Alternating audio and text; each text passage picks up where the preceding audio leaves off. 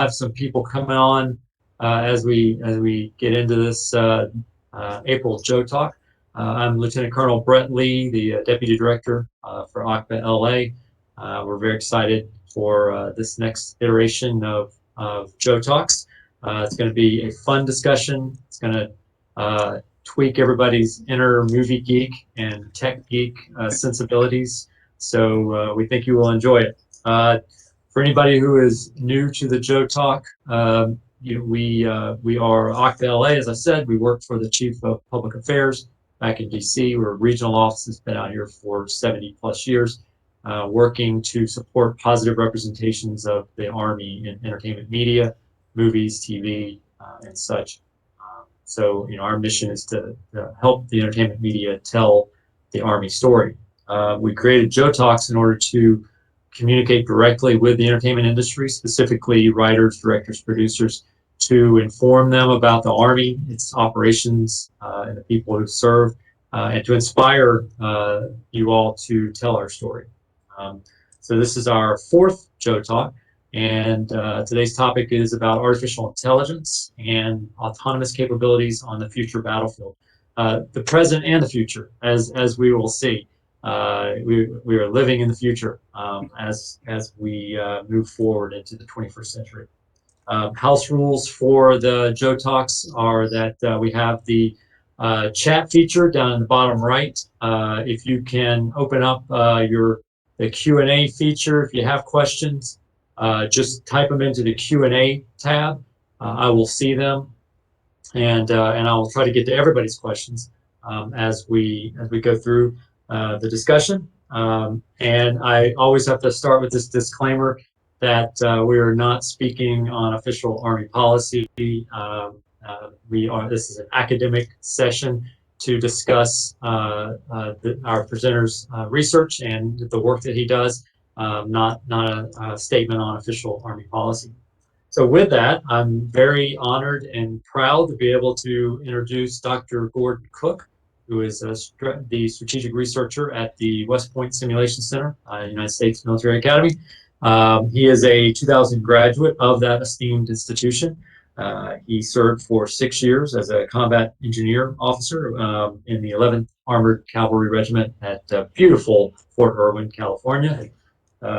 He has served 12 years as a research engineer and scientist at the U.S. Army Armaments Research Development and Engineering Center, otherwise known as ARCTIC. And he was a researcher in the Tactical Behavior Research Lab, studying the effects of non-lethal weapons on human targets and soldiers' users' interactions with weapon systems.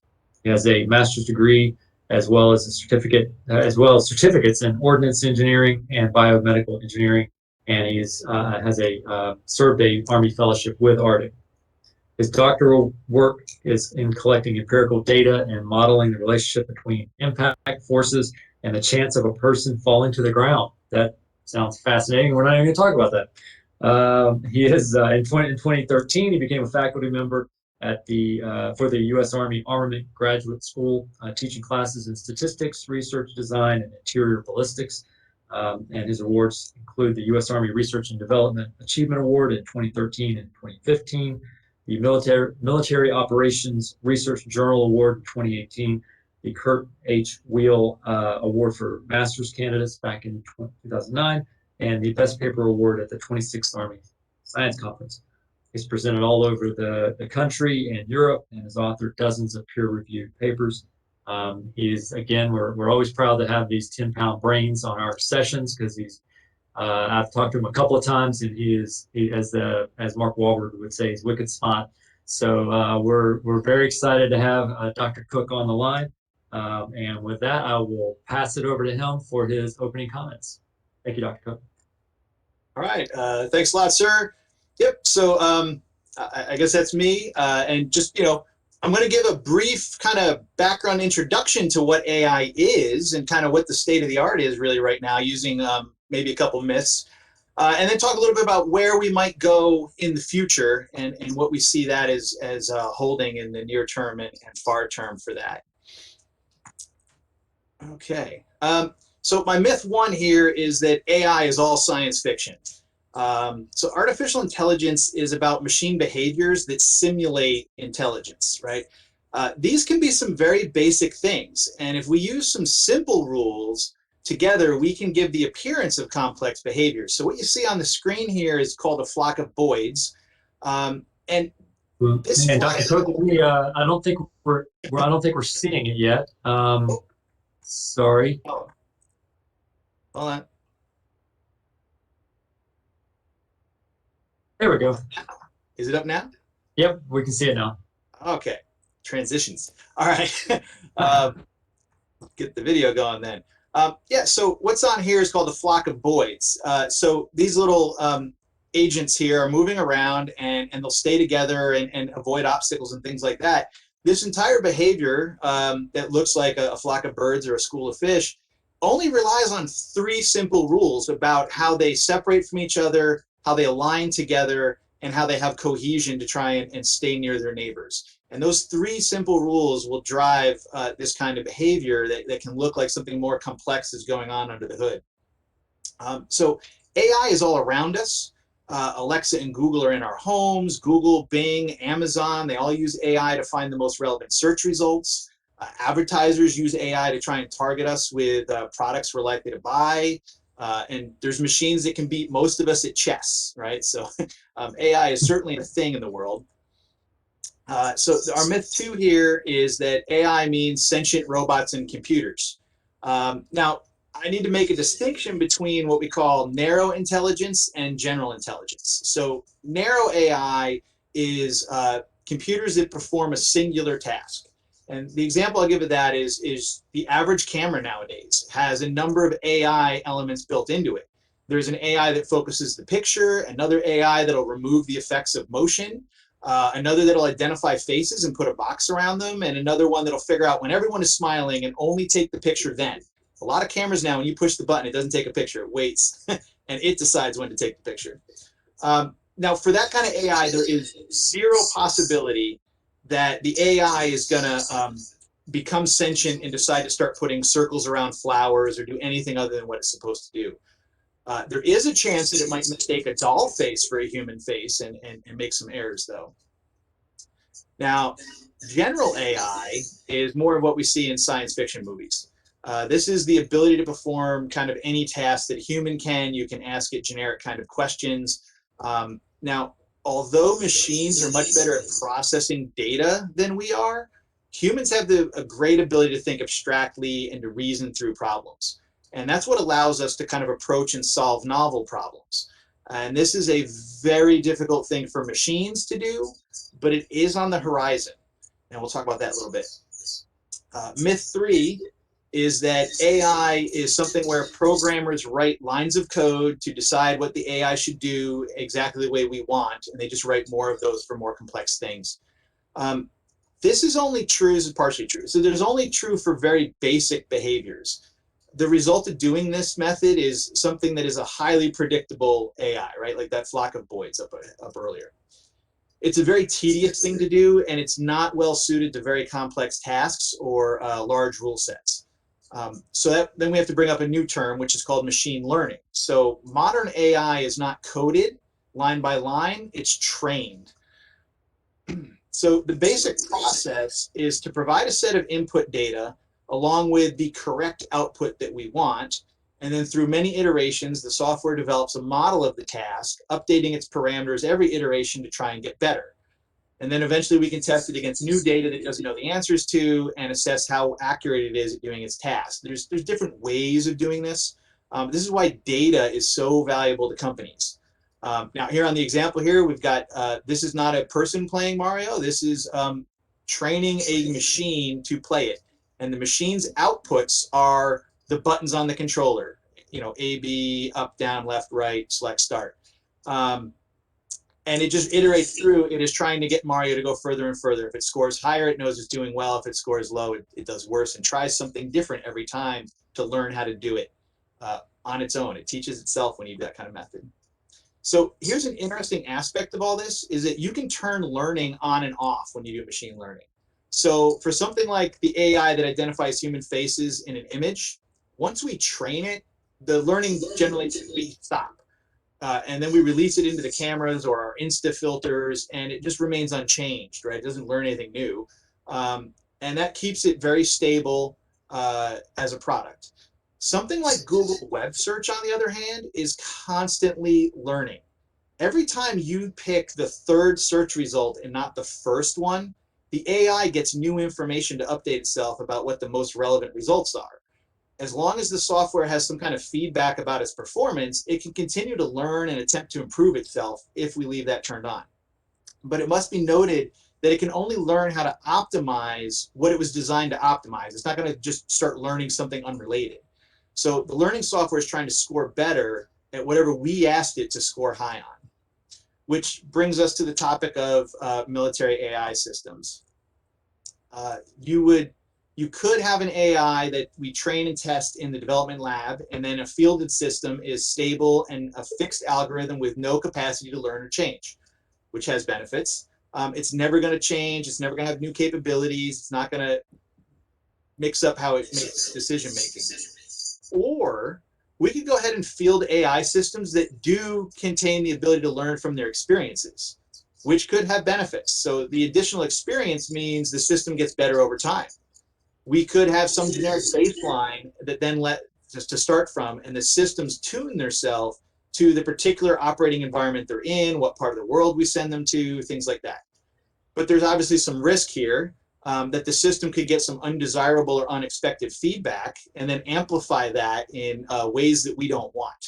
And that can lead to trouble very quickly if you don't monitor for it. And I know a lot of people hear that and they'll think, oh my goodness, this sounds like the worst idea ever. Why would we ever do that? We must never do such a thing. And I just want to point out like one issue is that we already do this, right? So we already have these fully autonomous agents that are independently controlling lethal weapon systems that learn over time and change from what we originally trained them to do.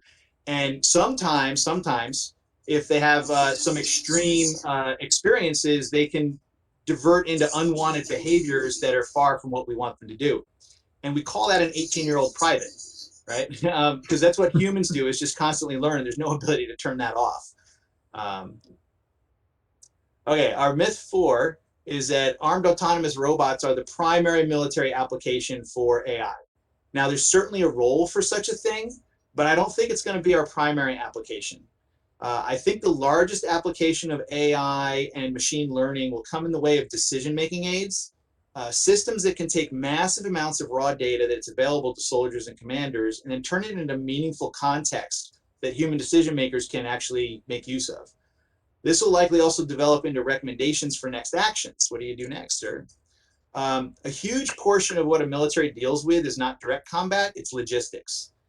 AI is already revolutionizing the field of logistics in general. Military applications to get the right supplies to the right place at the right time are crucial to military success. So an automated logistics system that could do things like reroute critical supplies to a unit that's in contact with the enemy, and then some small robotic dog brings fresh ammunition right to your fighting position before you even realize that you were low on ammo, would be a great thing. Although I can imagine even further into the future, it might be a little unnerving if a squad is walking through a quiet valley and nothing's happening, and all of a sudden the AI-driven resupply drone comes down and drops off a couple thousand rounds of ammunition because the AI sensors have determined there's a high probability of an ambush in the next 15 minutes, and you probably need that extra ammo. We're not very far away from individual soldiers all having augmented reality headsets that'll provide them with heads-up displays with AI assistance built in. Beyond simple status information like round counts, AI could provide threat assessments that identify and highlight where other humans are, even when they're hidden or camouflaged. Multiple threats could be prioritized. Non-combatants and armed enemies could be highlighted in different colors to assist the identification and reduce errors in human judgment. The best route to the next checkpoint that minimizes fatigue or minimizes travel time could be displayed. This is something that's already being developed for civilian and military applications. As these recommendation systems improve, it could reach a point where they're better at humans with lower mistakes, and we could take the human decision maker out of the loop. The AI analysis determines the best course of action and then initiates actions to make it happen. This already happens in financial logistics sectors, so why not the military sector? But obviously, when we talk about autonomous military systems, people get a little nervous, right? So our myth 5 here is that we can prevent the development of armed killer robots now if we stop military AI research and only allow civilian research. Unfortunately, that's not true, even if it is well intentioned. The problem is such statements are predicated on the idea that an armed killer robots are things of the future and they're not already technologically possible. They are, or they're not a thing of the future, and they are possible now. The technology to make a fully automated system that identifies humans in its field of view, accurately aims a weapon at them, fires the weapon, and then repeats with new targets already exists. It can be done in an afternoon by somebody with a little tech savvy in the garage. There's a number of software tools that can be integrated in various ways, but why bother with that when the complete ready-made plans and ready-to-go software can already be downloaded for free offline? The paintball and airsoft communities have already demonstrated such a thing multiple times. We have a video here on the screen. Adapting that work to a lethal weapon is a basic engineering problem with a more robust mounting bracket and a stronger servo motor. The automated gun turret that we see in the Aliens movies can be done today. Mount such a system on top of an autonomous wheeled platform, it could navigate itself to a target, seek out targets without any human intervention. Rudimentary self-navigating robots have become part of STEM projects for school children. The DARPA Grand Challenge for self-driving vehicles was 15 years ago. I mean, the AI research for a better carrier platform, whether that's a vehicle or a bipedal robot, is the kind of civilian applications that would want to continue, not a military-specific one that would stop. So why is it we don't see armed robots on the battlefield? In one sense, we do. So a Patriot missile battery is one example, and they've been around since the 1980s. The Navy's Phalanx Sea Whiz is another decades-old example. Now, the Patriot missile battery has a mode for fully automated firing unless a human in the loop stops it from firing, right? The Army no longer uses that capability following some accidents, but the capacity exists. The technology to do that is well proven. A Navy's Sea Whiz system does the same kind of thing. Detects, detects incoming threats and then engages it with lethal weapons to kill the threat. Planes, missiles, small boats, mortars, helicopters.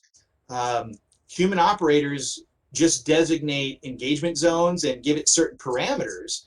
But all of these systems have a capability for fully automated use of lethal weapons inside the parameters that we've authorized them to. But those are all clearly defensive uses for time-critical scenarios where a human in the loop would just be too slow, right? So incoming missile defense. Why don't we have armed ground robots walking around the battlefield, given what I said earlier about how already easy it is? So here's the thing. That worst-case scenario of slaughter bots that want to kill all humans is what we have now. Find a human, aim a weapon, fire, that's easy to do. The hard part, the military AI research that still needs to be done, that would be stopped by any kind of ban, is the ability to discriminate non-combatants who are no threat from armed combatants that are legitimate military targets. And responsible militaries are not interested in fielding armed robots that can't do that. Rogue nations and non-state actors, however, might have no issue with that shortcoming, and this is only a problem for people who care about not committing war crimes. There's other issues, of course, cost, robustness, logistical support, but those are not AI research problems. So where does that all leave us, and what comes next? So here's where we are in 2021. Now, experts in the field predict that artificial general intelligence could be developed as soon as 2030. Another survey of experts puts it sometime before the year 2060. Now, there are a few experts who disagree and think it's further away, but it seems the consensus is within our lifetimes. I think we also need to consider how social dynamics will change over time. So our current policies and perceptions are driven by a mistrust of the new AI technology. But like, my kids don't remember a time when they couldn't talk to Google Home, right? My 3-year-old tells the lights to turn on and off. My son was asking Google to tell him jokes when he was 5, and they all try to play with Roomba like it was a pet, right? So the general public sentiment towards AI-based systems 25 years from now is going to be very different than it is today. And I would anticipate that that'll drive policy changes related to how we trust and accept AI-based systems. AI is already a component of the Army's third offset strategy. The Army is already experimenting with manned-unmanned teaming. So here we see there's a human in the tan Humvee. The green one is an unmanned vehicle. Future platoons will likely consist of one manned control vehicle with 2 to 4 soldiers inside of it, and multiple unmanned vehicles, perhaps one automated tank, 2 ground combat vehicles, a recon drone that's carried on the roof. And the human crew will have some role in issuing orders, but the platforms will be largely autonomous in what they do. I think we're going to see an evolution of weapon autonomy. In the first stage, AI systems will handle navigation, target acquisition, even target identification, but there will always be a human involved in approving every single round that gets fired. I think we're going to move to a second stage where humans on the local battlefield will act more like squad leaders. They'll direct unit movements, give orders to begin or cease firing, but the robotic weapons will find their own targets and make their own shoot, don't shoot decisions for each individual one. And then somewhere in the more distant future on the third stage, I think we'll get to the point where the human leadership will be more like generals, defining broad guidelines, rules of engagement that the AI systems will use to guide their autonomous decision-making when ambiguous and unexpected situations come up. I just put this quote up here. I'm not going to read it. Thank you all for listening. This is just kind of like a big broad brush overview and a little bit of thinking about where things might go in as my opinion, because we're reading the crystal balls here. And I'll try and get this back to you. Thank you, Brett. There we go. Well, that's such a great rundown in a way that I can understand it. So hopefully the audience can understand it as well. I think, as I'm looking at the summary of what you're talking about are not necessarily technical challenges as much as ethical challenges. The public, as you state, are being conditioned on a daily basis to get used to AI as part of their life with Alexa and iPhones and all of these things that are slightly making your life a little bit simpler are all versions of AI. The question would be, what is the path that military leaders are on now to become more accustomed to AI taking on a greater role as you are illustrating in your presentation? I'm not sure it's the kind of thing we would say they're getting accustomed to as much as embracing. The possibilities are there. The Army Futures Command is working on a variety of different ways for AI to integrate into military systems. The manned unmanned teaming programs that are going on. There's a lot of network things that are happening so that all of the sensor data that's coming from all kinds of systems can integrate its sensor information to come up with common operating pictures and try and move at at machine speed. So a lot of our current processes, everywhere there's some human in the loop, that even if it's just we have 2 systems that aren't connected and someone has to do the swivel chair exchange to take it from one and type it into the other, can greatly slow things down. How do we connect those things together and automate them and let some of that speed up? Because a lot of this isn't always about the weapon systems, right? It's other things related to them. So I think it's something that leadership is already embracing and moving towards. Well, I think it's inadvertent, because I wouldn't think that back in 1973, when they got rid of the draft and created the all volunteer force, the first permanent all volunteer force in the modern era, I don't think they were envisioning that this would be the technical progression that warfare would take, obviously, but it is a side effect of it. By having an all volunteer force that is more and more tactically proficient, more educated, you actually have set the conditions for AI to take a larger role because the value, the cost in time and money and experience of growing a senior NCO, a senior officer, even a mid-level captain or mid-level NCO is so much that the loss of one of those has exponential effects. Is so in your mind, how do you follow this progression? I mean, there's in my mind, I think I understand it, but if you tell me, where's the natural progression of where we sit, like you said, 30 years from now, do you see a moment when we are basically all sitting in command centers far away, directing replaceable assets to fight warfare? Yeah, I think the skill sets required of the human members of the United States Army will change greatly. um, we're already seeing the possibilities of some of that. Even in the kind of near-term thing, if we're still putting human soldiers on the battlefield as frontline infantry, right now, prototype level, I mean, there's systems out there working on, being able to stabilize and aim the barrel.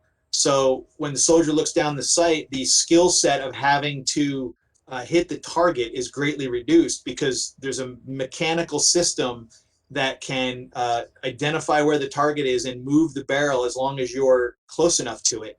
And then even, when you pull the trigger, it doesn't fire the weapon. It tells it is free to fire, and it will actually fire the bullet when it is on target and will hit it. So a lot of our current marksmanship training about, how to handle a firearm and hit your target, it is just like eliminated by that entire type of system. Now, personally, I think it'll be a long time that we would still be training soldiers how to use iron sights as a backup because we always want that contingency if your batteries go dead. But yeah, I could see that then turning into, now we start putting, it's kind of that stage 2 thing where we've got the human teammates kind of in the rear with, these unmanned systems out in front of them, the robotic systems taking the brunt of it. And because the data from that, if you, we can basically clone a whole nother system. You just have to buy another one to replace it. We don't have to train them up through years of training to get them there. So I think we'll progress to that. There is a possibility of doing an avatar type thing where, you have the humans controlling the robotic systems remotely. And it's just an issue of how far away can you go given the constraints of bandwidth and communication reliability. But to be able to, especially for, let's say, a road march, to move from a camp to closer to the objective, we'd call that, like, say, an objective rally point. You could have an entire column of a company worth of, robotic soldiers self-navigating and making that move with one soldier kind of overseeing the fact that everything's going well because we just gave them a waypoint and they're going to self-navigate to the waypoint. And that whole time it takes, the humans can attend to other tasks. And then you can just extrapolate from there how that'll go. It's, you and I, we discussed this before, the quote unquote hang up with this is the concept that there has to be a human in the loop, right? Well, there's a discussion happening today about this, and that's with driverless cars. This is a very hotly debated topic. We just had an accident with a Tesla, which not to get into the minutia of that, but evidently it looks like the Tesla wasn't actually using driverless software. But there have been accidents with driverless vehicles. And you will have critics who will go out and say, well, see, these are too dangerous. We can't trust driverless cars. Leaving out one of the large pieces of data to refute their argument is that 40,000 plus die every year on our roads because humans are driving them. If we were to tomorrow immediately do away with all driving, human drivers, would that number stay the same? I mean, you would think logically maybe it would go down. I don't know, but do you see that corollary there with this discussion about humans on the battlefield? I do, and I think part of the issue is that, machine-based systems are improving at not even linear, an exponential rate.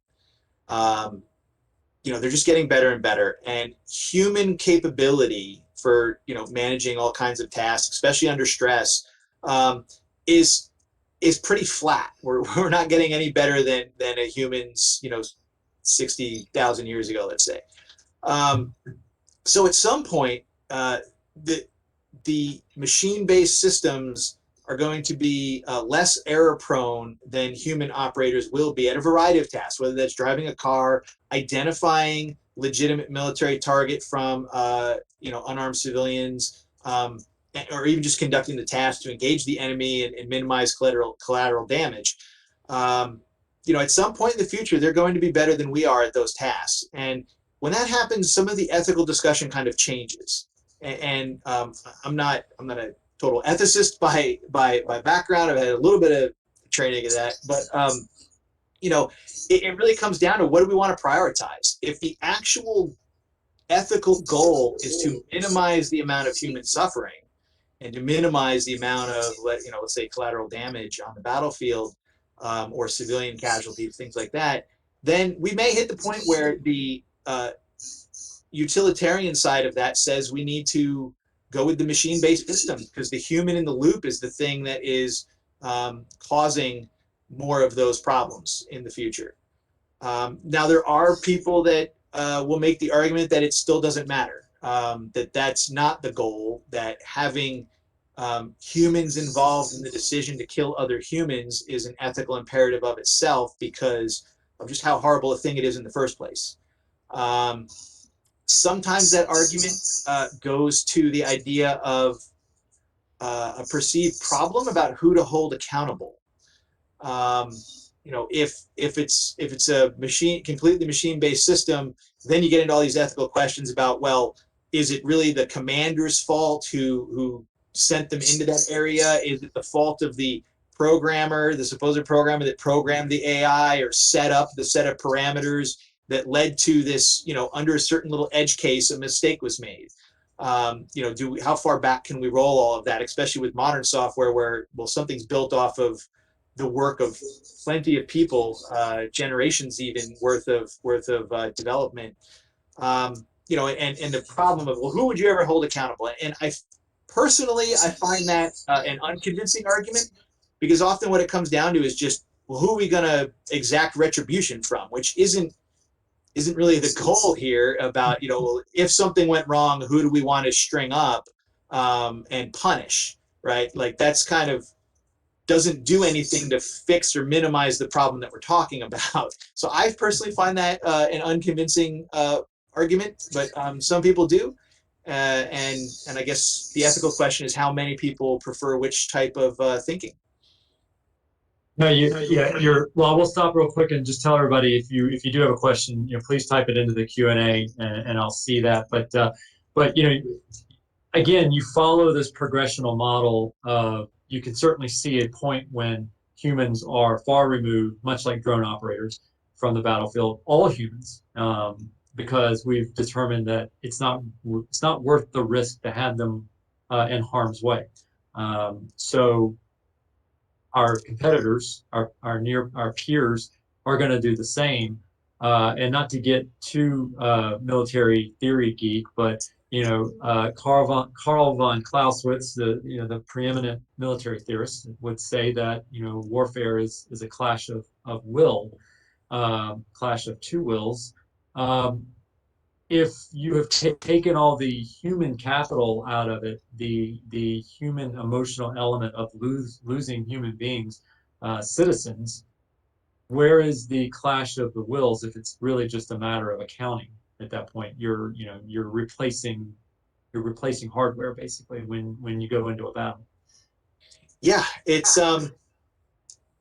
is an interesting question, and certainly that the flip side of that is it minimizes the cost of going to war for the person who has such a capability, which in one sense could be a strategic advantage if the other side doesn't. So if you're, and I think some of this also, when we talk about the will and everything, I think there's a little bit of that tied up in who is in government, whatever form of government it is. Their opinions obviously matter as decision makers, but the will of the population, which then depends on how much does all of this engaging in warfare impact them, and how much are they going to exert pressure onto their leadership under whatever government model they have. And so if you have those kind of, well, we're not dealing with loss of life, we're not having to draft people into the military, somewhat the public there could see the only thing they end up getting hit with is taxes. So if you're the side that has that, to the point that you can economically sustain it, it makes it easier to go to war, which could be a bad thing, right? We don't want that in the bigger picture. But it also could make it easier to sustain war and therefore make it harder to strategically lose. Well, there could be a time element. Are we willing to stay at war for 20 years or not? Just saying. But then it's also what's going on the other side, because if you're fighting someone that doesn't have those capacities, now what you're creating on them is the pressure of they have to put human soldiers out there. They have loss of life that's impacting their citizenry, along with all of the taxes burden that goes along with trying to execute a war. But if you end up with two near peer powers that both have the robotic thing going on, it's not that much different than we are now, right? There's costs on both sides, and who's going to be able to sustain it long enough and exert the pressure on the other side to be able to strategically win. And drawing this back to the entertainment industry, we were talking the other day. Star Trek is an amazing entertainment concept, the show, and then the follow-on TVs. But back in the 1960s, they had an episode that delved into just this topic.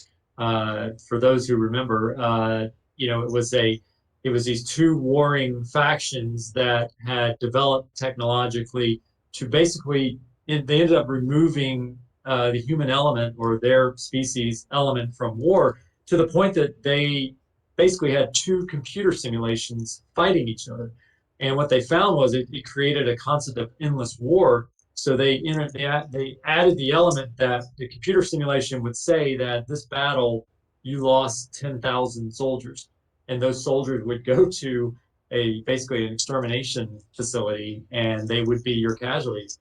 This was in the 1960s, long before, a really deep understanding of what AI and robotics would be. But I bring that up just to say, in your viewing of entertainment media, films and TV, where do you see people getting this right, more on track than, say Skynet or The Matrix, or, where it's sort of a doomsday scenario?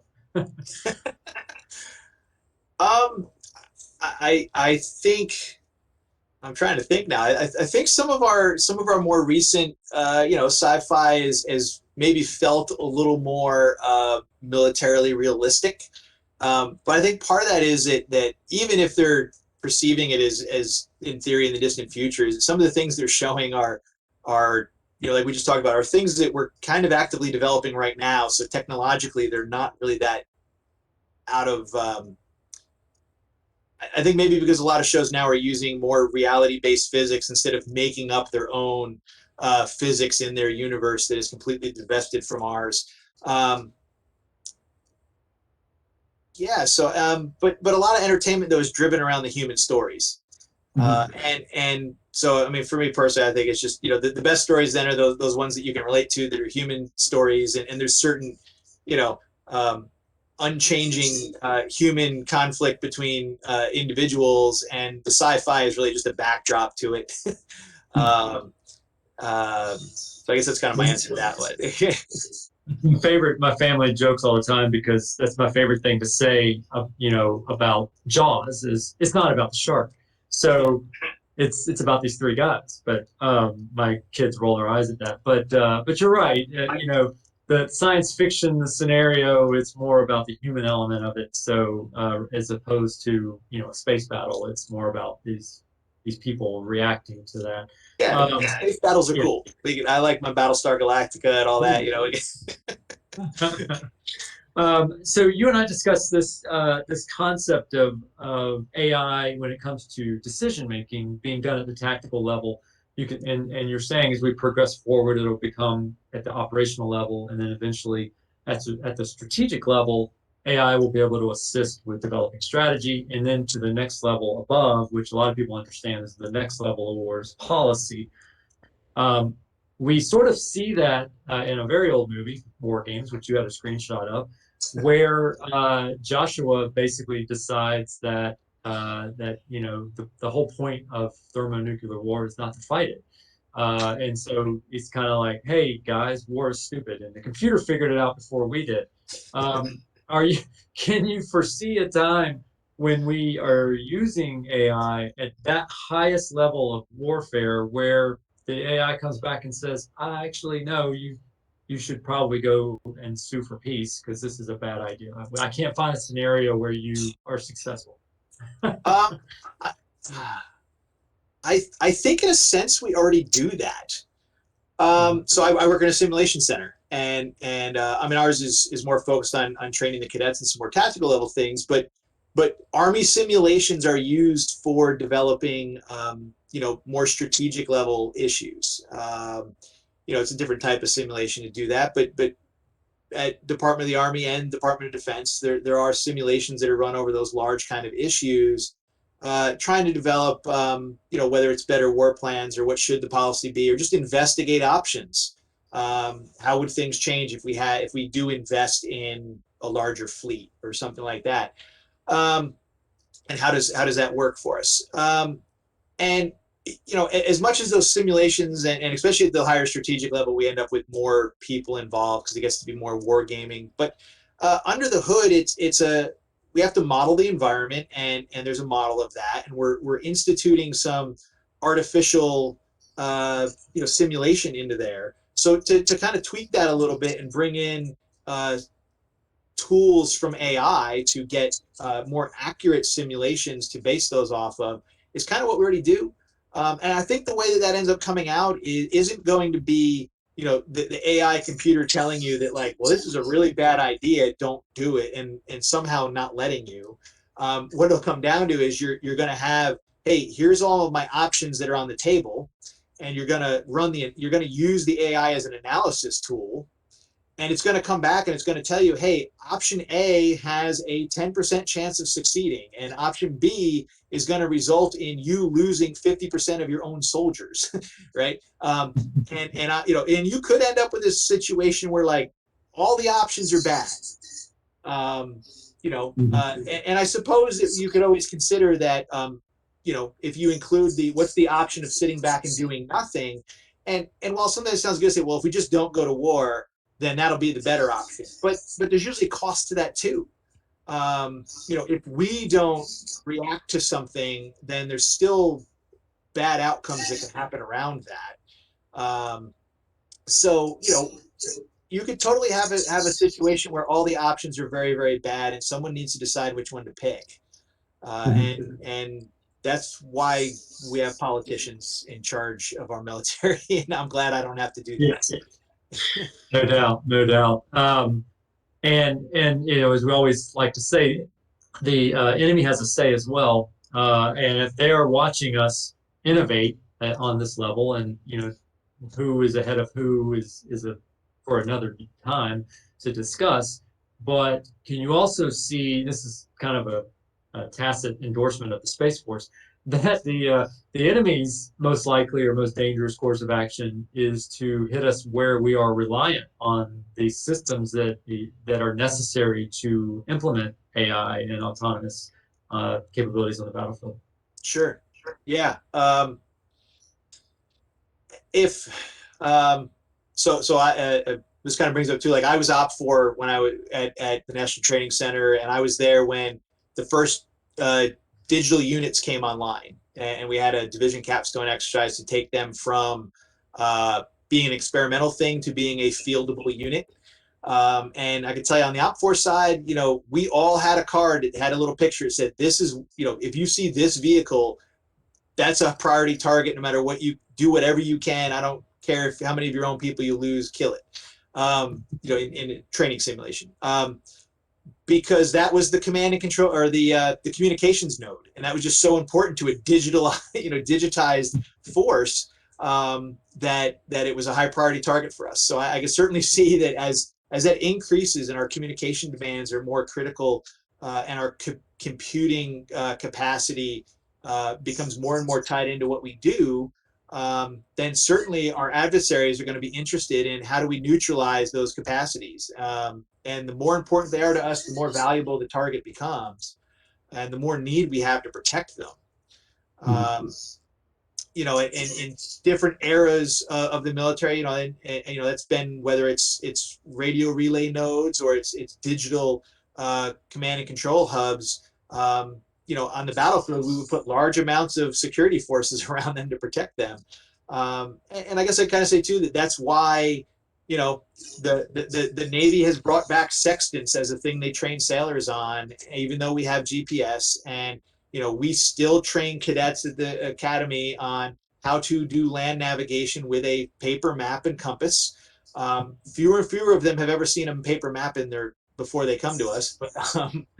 But we teach them how to do that and how to do those skills, because you never know if you're going to lose some of these great tools that we have. But we also have to learn how to use the tools and use them to our advantage as the best we can, because we do have them. It's great, and it's from another era, but the Albert Einstein quote. He said, I don't know how World War III will be conducted, but I know that World War IV will be fought with sticks and stones. So, it's a different era, but it's the same concept that the next great global conflagration of nations will be a highly technical one. The one after that, maybe not so much. Yeah. Who knows, right? Yeah. So, And, yeah, go ahead. go ahead. It's just that's all part of that back and forth between the enemy gets a vote and what they're going to do, and then we action, reaction, counteraction, back and forth. And as we bring out a new capability, the adversary is going to develop some way to counteract it, and then we're going to have to come up with some new creative way to counterbalance that. Well, that's the old thing from the global war on terror, is that our enemies, our near peers, were sitting there taking notes the entire time. From the Gulf War forward. Oh yeah, don't do that against the United States.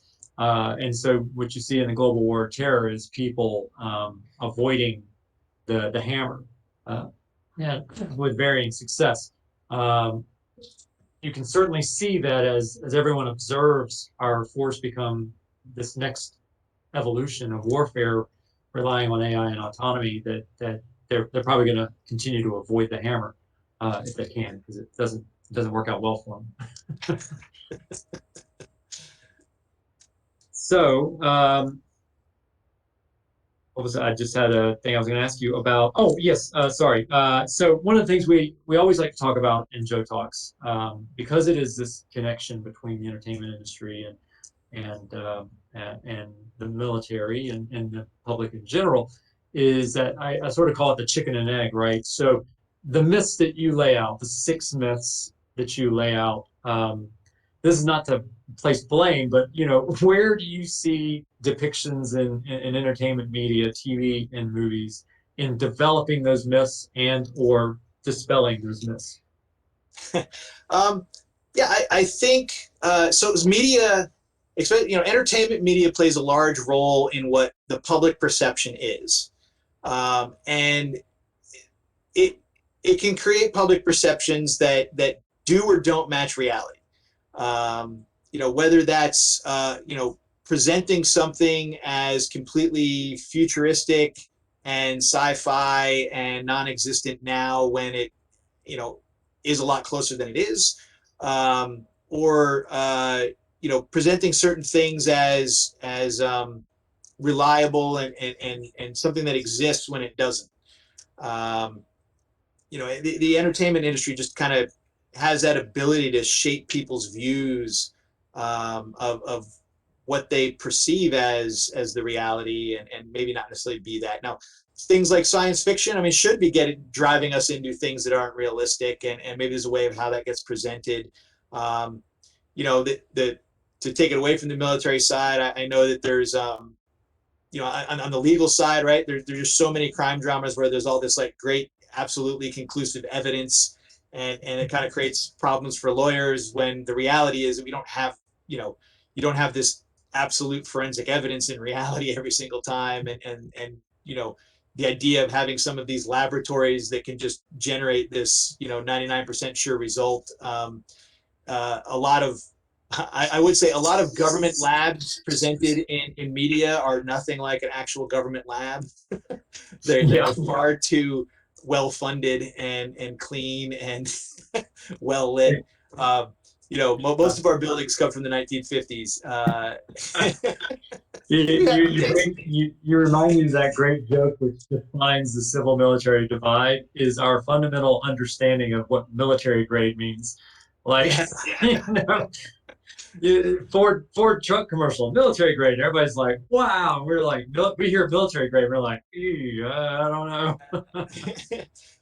Yeah, that's an interesting one too. You know, I used to work in weapons development, and military grade usually has more to do with, we call them the ilities, right? So the survivability, maintainability. You know, if someone came to us with a prototype for a really awesome weapon system that was very, very lethal. Lethality is only one of those aspects we care about, and it would very often, if it was going to be adopted, lethality would be the thing sacrificed in order to get durability, survivability, reliability, maintainability, logistics issues, all those things that come to play. I mean, you got to be able to drop it off of the back of a truck from 6 feet tall onto flat concrete and have it not break. Private proof. Yeah, that's what military grade, you know, sometimes means. Just give it to a bunch of privates for a week, and if it comes back in one piece, it's military grade. So, hey, the one last thing I wanted to ask you about, because we didn't really hit on this, you know, you sort of talk about this transition from narrow to general AI. You alluded in our last discussion to super AI. Could Sure. you just blow everybody's minds with that real quick? Yeah, sure. And part of this, so there's one of the things, you know, the definition of artificial intelligence. What does intelligence mean, right?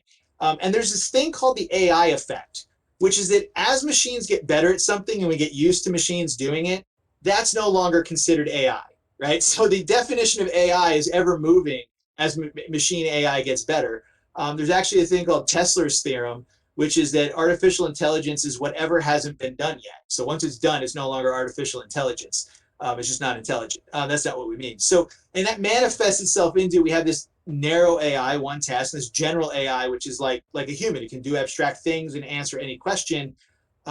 So following through that AI effect, we have then general intelligence is pretty close. So now we had to create super intelligence, which is the thing beyond general intelligence. That we can't really get near yet, which really the definition of that would be things that would go beyond human capacity.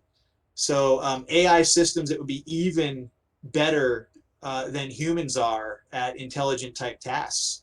And that is something that now is being discussed about. Some of that might be the AI effect because general intelligence is getting close. But there are people imagining a world like that, where the machine systems are even better than we are. But that, like I said, they're on an exponential improvement curve, and you know, at least within defined tasks, they could get better than us at you know, error rates could be better than ours are, and things like that.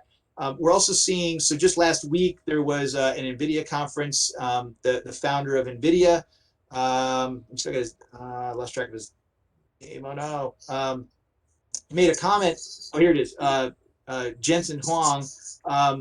You know, he predicted we're very close to the point where you're going to have software being written by other software that is running on top of some of the new hardware developments that were just coming out in the latest types of processors that are now available. Supercomputers, you know, especially what used to be considered a supercomputer, that run off of standard electrical outlets like your desktop does now, and aren't something, you know, that requires specialized buildings to run them. But the idea that you have software writing software, combine that together with an intelligence that is beyond human capacity and on an exponential growth curve. And that's probably where some of our sci-fi thoughts need to maybe go to actually get into the future fiction. Well, there you go. It sounds like a project idea for one of our interested entertainment folks. Come up with the next plot line for super AI, and then after that, I guess it's Uber AI. Who knows which where it'll go after that, right? So we're running low on time here. I do want to thank everybody for tuning in. Especially want to thank Dr. Cooke for taking the time to discuss what I find to be a fascinating topic, the future of warfare. I would always go with the Clausewitz theory that warfare really hasn't changed any, but you can certainly see that the decision making in warfare is going to be altered as we go forward. But it's really a fascinating discussion. We're going to sort of continue this line of thought with our next Joe Talk. We don't have the specific date, but this will be in May. We're going to have a person from Army Futures Command is actually going to come on and help us understand Project Convergence. For those who are unfamiliar, it is the sort of the test lab for how the joint force will fight in a multi-domain operation construct. And multi-domain operations, air, land, sea, cyber, and space, all combined together. And I'm not even going to sit here and unpack how complicated this is, but I have been told that our individual will explain it Barney style, as the NCOs would say, for everyone. So this would actually be a very fascinating topic because this is the way that the joint force sees warfare being conducted at the tactical and operational level going forward. So it really should prove to be a very interesting topic. So look for that in your inbox, the next invite. So any last words, Dr. Cooke? Live long and prosper. Is that good? Yeah, no, this was a lot of fun. Glad to be here. And if I didn't know I was lining up Project Convergence, but this probably is a very good lead-in for that. There's seems to be quite a bit of AI all over that. So, absolutely. Well, thank you again. Thanks everybody for tuning in to our fourth Joe Talk, and we'll see you at the next one in May. Cheers, everybody.